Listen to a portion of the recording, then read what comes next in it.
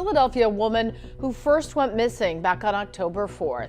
Authorities say 23-year-old Kada Scott was killed by a gunshot wound to the head. Her body was found 2 weeks after she vanished in a shallow grave behind the vacant Ada Lewis Middle School.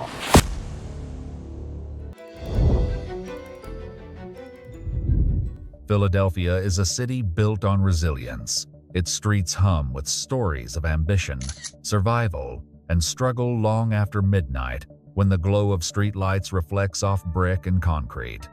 But in October 2025, that familiar rhythm was shattered. A single name came to dominate headlines and conversations alike, a flex off brick and concrete. 23-year-old Kada Scott, a young woman whose life ended far too soon. Kada shared a modest North Philadelphia apartment with her college roommate, Jasmine.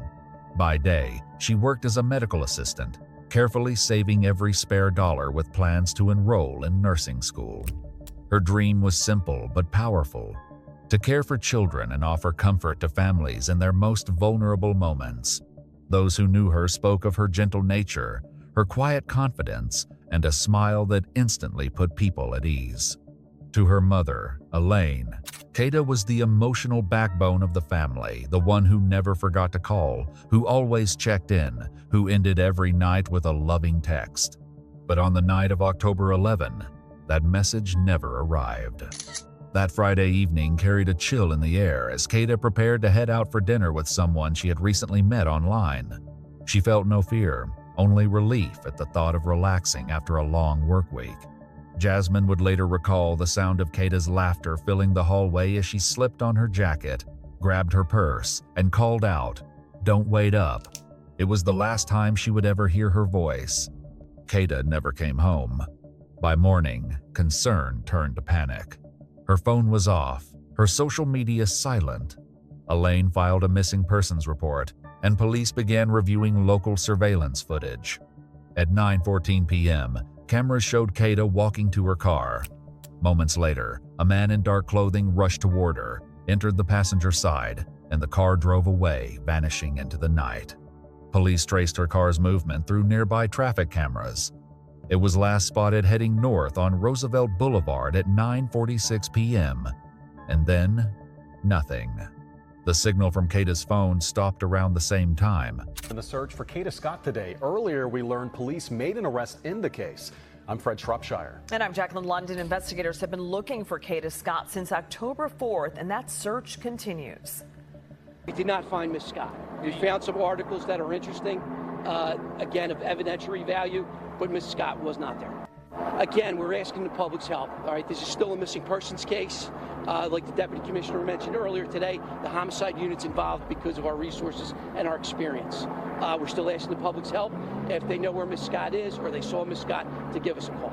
For the next 3 days, her family and friends searched tirelessly, handing out flyers, organizing vigils, and pleading for information on social media. The hashtag number #findkadascott began trending across the region. Every new lead led to another dead end until the morning of October 15th. A jogger running near Pennypack Park noticed a disturbance in the underbrush, what appeared to be a pile of clothing beneath fallen leaves. When he got closer, he realized it was something far more horrifying. Police were called, and by midday, detectives confirmed the worst. The body was that of Kada Scott. The medical examiner's report revealed that Kada had been beaten and strangled. The brutality of the crime sent shockwaves through Philadelphia. A young woman who had done everything right, who had trusted someone she thought she knew had been taken and murdered. Detectives immediately focused on the man from the surveillance video. NBC 10's Brian Sheehan has been following this case and joins us live in East Falls near where that vehicle was found. Brian, what can you tell us tonight? Well, the search for Kada Scott has led investigators to this condominium complex on Gypsy Lane, right off of Lincoln Drive here in East Falls. We are told by investigators that a 1999 Toyota Camry belonging to Keon King is in the parking lot. Skyforce 10 is over. We got to keep praying. We got to keep hoping. We got to keep believing. It's been 13 days since this Philadelphia family last saw their beloved Kada Scott. We do acknowledge that each day that goes by, that things can worsen, but we are determined to stay hopeful. The community is holding on to faith too. You're able, Lord, to bring Kada home, Lord. Members of Christian Stronghold Church's Pray 365 team gathered outside the terrace at Chestnut Hill. You're able, Father God, to bring justice to this family. That's where the 23-year-old worked and was last seen before she disappeared during her shift. God is a miracle worker, and a miracle is on the way. About 3 miles away from the senior home, police found Scott's personal items near abandoned Ada Middle School. They also recovered this Toyota Camry from a condo complex in East Falls. Detectives believe it belongs to 21-year-old Keon King, who is charged for kidnapping Scott and is being held on a $2.5 million bail. We want information about Kada. Where is Kada? There was a lot of talk about things that should have been done. It's kind of too late for that for us. We just want her home. That's the most important thing right now. Through a combination of facial recognition software and local tips, he was identified as 27-year-old Keon King. King had a long criminal history, prior arrests for assault, theft, and unlawful restraint. He'd been released from prison just 9 months earlier after serving a sentence for aggravated assault. To police, he was already a familiar name. Assistant District Attorney Ashley Kozlowski is referring to this cell phone video shared on social media that's now being used as part of their investigation. Officials say it was taken earlier this year at a home in North Philadelphia. What you're seeing in the video is a cell phone video that was taken by a person that was inside that residence.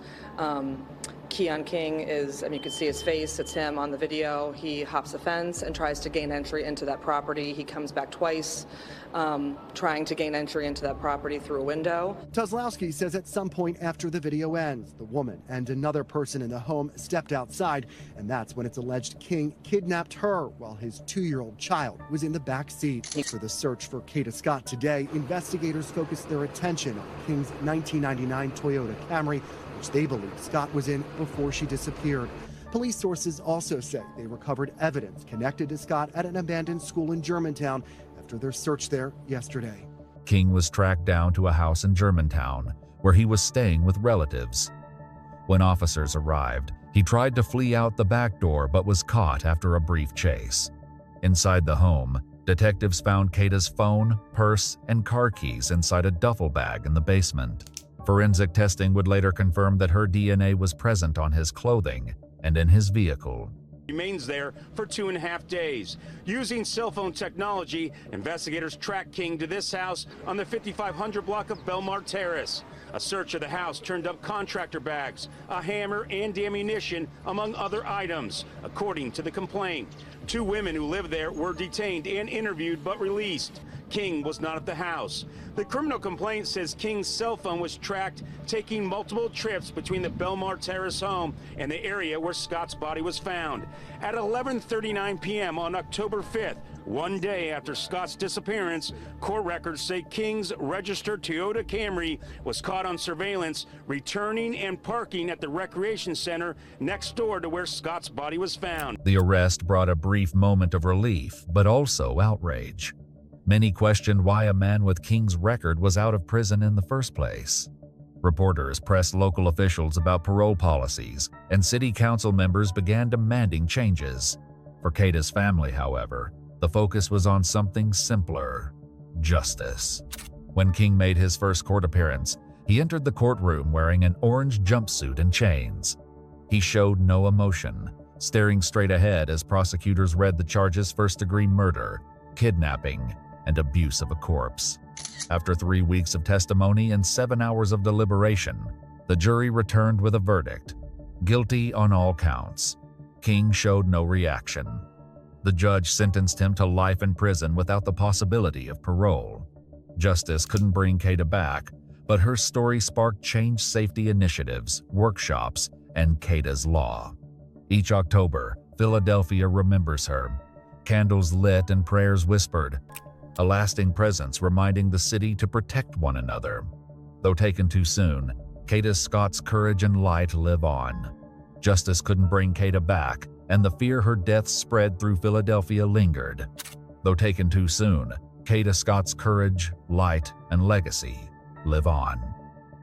Kada Scott's story reminds us how quickly trust can turn into tragedy, and why her name must never be forgotten. But her case isn't the only one that challenges how we see victims and truth. In the next video, we dive into the disturbing Ezra McCandless case, where manipulation rewrote the narrative. Subscribe and stay with us, because these stories matter.